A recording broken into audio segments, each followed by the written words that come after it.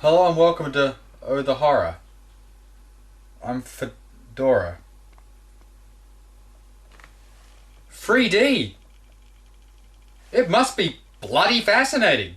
I mean, why else would you pay 3 times the amount you would normally do at the cinema to see the exact same movie just because foreground objects are a little closer to your face? Movies in 3D is a gimmick that's been around in one form or another as far back as 1915. It's hitting new lows today with movies like Piranha 3DD and the 217th remakes of Star Wars, but that isn't to say that past times weren't also guilty of this. For instance, let's talk about what is undoubtedly one of the greatest films ever made. Steven Spielberg's Jaws. Jaws. The hyper-successful story of the small beachside town of Amity under attack from a monstrously large and ferocious great white shark. It stars Roy Scheider as Brody, the town sheriff who's the first to insist that there is a killer shark on the loose, but seeing as the town's economy relies very heavily on tourism, the local council and the mayor in particular are quick to dismiss his claims. That is until a very fatal and very public attack on the beach changes their minds. So, along with marine biologist Hooper and crazy shark hunter Quint, Brody sets out to sea to find and kill the shark. But who is really hunting who? Jaws was, undisputably, a global phenomenon, keeping people out of the oceans for years to come, spawning video games, hundreds of copycats, and of course, much to director Steven Spielberg's disapproval, sequels. But while 1978's Jaws 2 could only really be accused of being a less interesting copycat of the original, today's review is guilty of something else. Being a gimmick sellout. And on that note, let's put on our 3D speckies and dive right into Jaws 3. Or Jaws 3D, or whatever you want to call it. So, this movie starts in the classic Jaws perspective as he swims through the most chillaxed fish in the entire ocean. In fact, they're so easygoing that this one here doesn't even try to swim away before his head is torn off.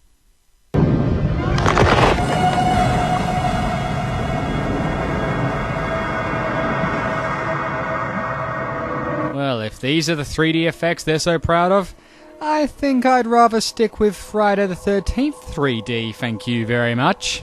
After the opening credits from Superman, we arrive at Seaworld? Okay. Well, there's a presentation going on at the moment about a new underwater section that's being added to the theme park. This is the Undersea Kingdom. 4 years under construction at a cost of more than $34 million. 4 pressurized viewing tunnels radiate out into the lagoon. Yeah, we could have used that money on breeding programs or reef preservation, but this'll look way cooler in 3D. While this is going on, though, the shark makes its very early appearance and sneaks very subtly through the gates and into Seaworld. Why is it coming here, you ask? Well, apparently the son of Sheriff Brody, Mike, works at Seaworld. Well, all I gotta say to that is, balls of fucking steel. I mean, watching Jaws was enough to scare people out of the water, but not this guy. Almost being eaten twice? Meh, no biggie.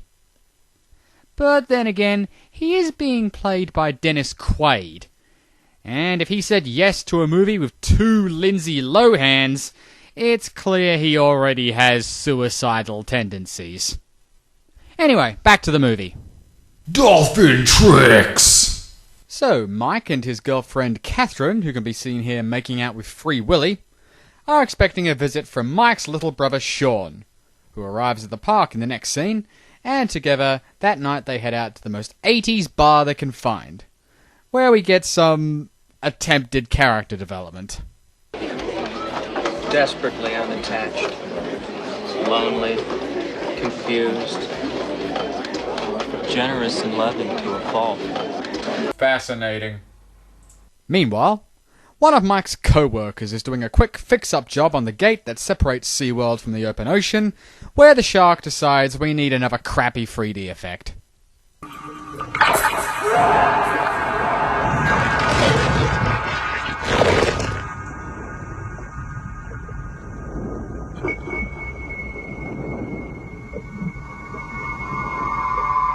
And just in case he wanted seconds... Hey, let's go swimming. Oh geez, why stop there? Why not just follow it up with, I'll be right back, or what could possibly go wrong? Don't say that! Surprisingly, Sean and random girl in bar don't get eaten in this scene. Instead, they play around on the beach for a little bit before she tries to lure him into the ocean. Naturally, Sean, obviously being the only brother with any sense not to work at Seaworld after barely surviving 2 shark attacks, is very hesitant about going into the water. Luckily, sex is there to make everyone stupider. No, the real ones who are going to die here are these 2 random teenagers. My favorite breakfast food. Who have just broken into Seaworld to do some diving because apparently there's some valuable stuff in the water. I don't know, who cares? Do you ask your sandwich what its motivation is? Just eat them already.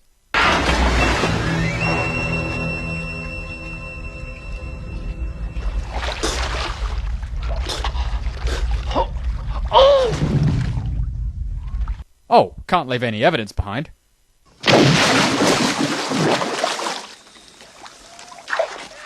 That's the stuff. The next morning, after a few more dolphin tricks, Mike and Catherine take a ride in their mini-sub, which I have dubbed the HMS I've Seen Better Blue Screen Effects in a First-Year Film Students project. While down there, they start looking for Mike's missing co-worker, who they fear might have drowned and washed up in the centre of the Seaworld lagoon. They don't find him, but they do find the skeleton of the bully from Jack Frost. They abandon the sub and start searching the sunken ship attraction, when they suddenly come under attack by sped-up nature documentary footage. Oh no! This looks like a job for Flipper! They call him Flipper, Flipper, faster than lightning. No one you see is smarter than he. Once back on dry land, the debate begins between Mike, Catherine, and the deep pockets of Seaworld about what to do with this great white. But after enough creepy smiles, the decision is finally made to try and capture it, and have it alive as an attraction at the park. So, teaming up with Philip Fitzroy, a nature documentarist who is like if Carrie Elwes turned into David Attenborough and started carrying grenades, everyone heads into the water to search for the shark. After only a quick swim, the killer fish makes its appearance and attacks the group. Mike uses the power of 3D to try and shoot it, but personally I think we need someone with better aim.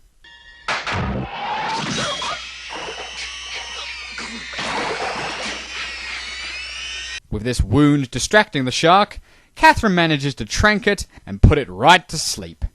So it's an exciting time as the Seaworld team start nurturing the shark, who has shrunk significantly since the last scene, as they get it ready to put on display the next morning. Oh, after of course some more dolphin tricks! Wait, hold on a minute.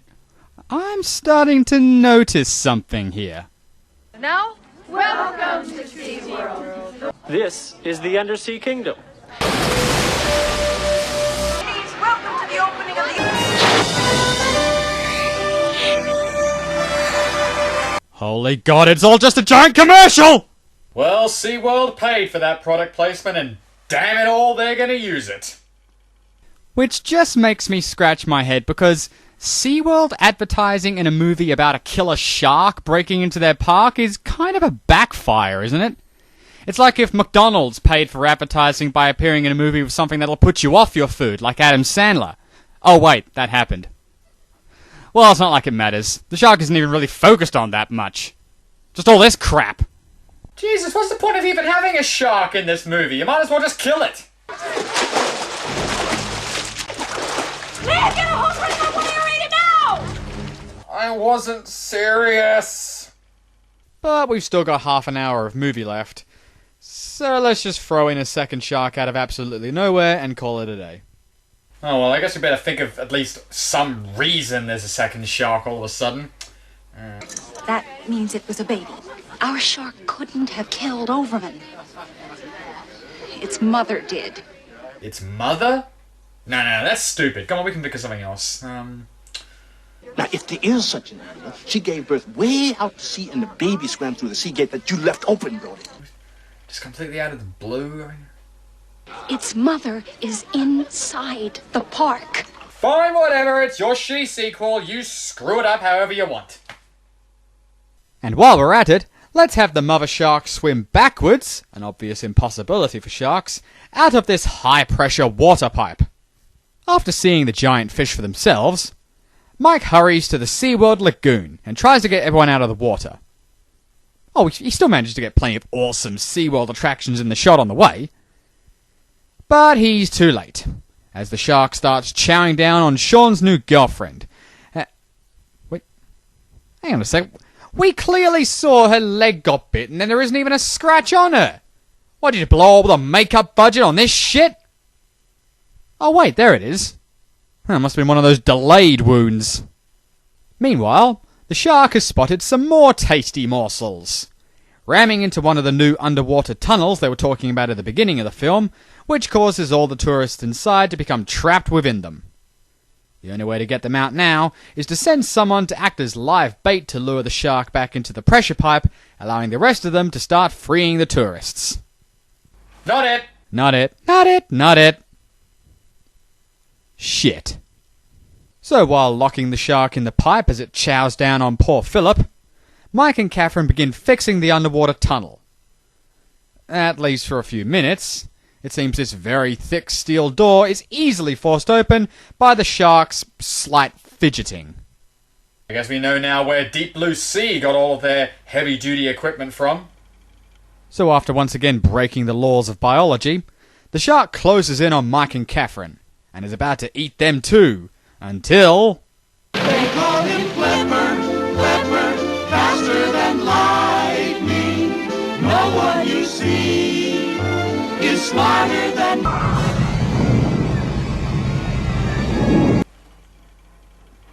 Oh...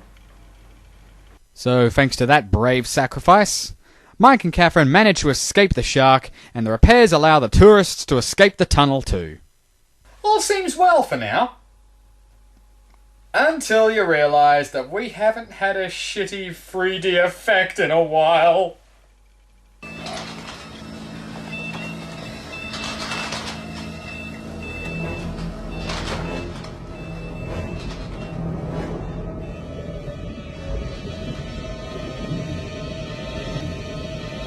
It's so cheap.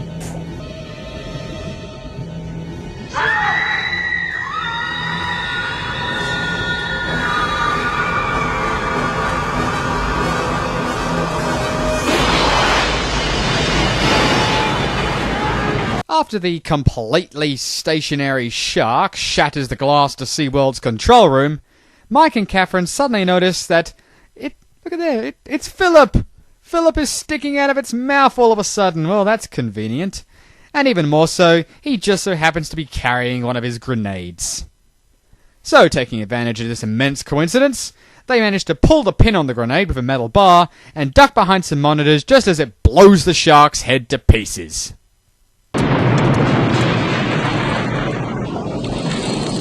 Get it? Jaws.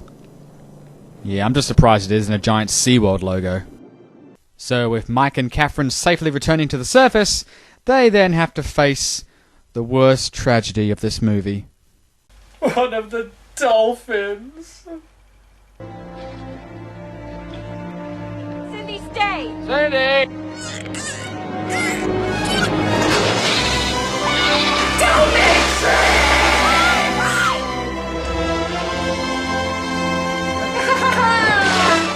It's a happy ending! So a few people died horrible, gruesome deaths. At least the dolphin's still alive. Yay! And what more fitting way to end this sellout movie than with the worst 3D dolphins ever? Hey! And that was Jaws 3. This movie's sole and only purpose for being is to cash in on the 3D movie gimmick. That's it.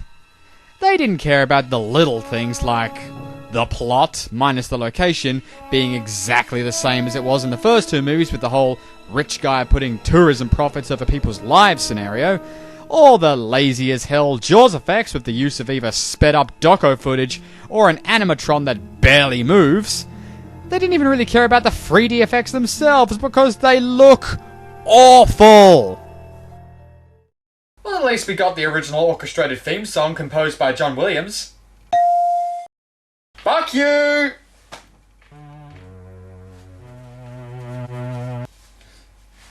Hello? Fedora, are you screwing with me or what? What the hell are you talking about? Yeah, I checked out that footage you sent me. You know the one with the little sperm ghost in it? Yeah. Yeah, I cleaned that shit up. You know what I heard in the white noise? Have you heard it? Have you even listened to this crap?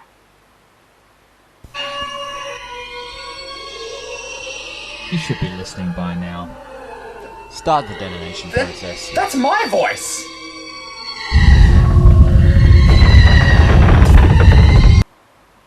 Hello?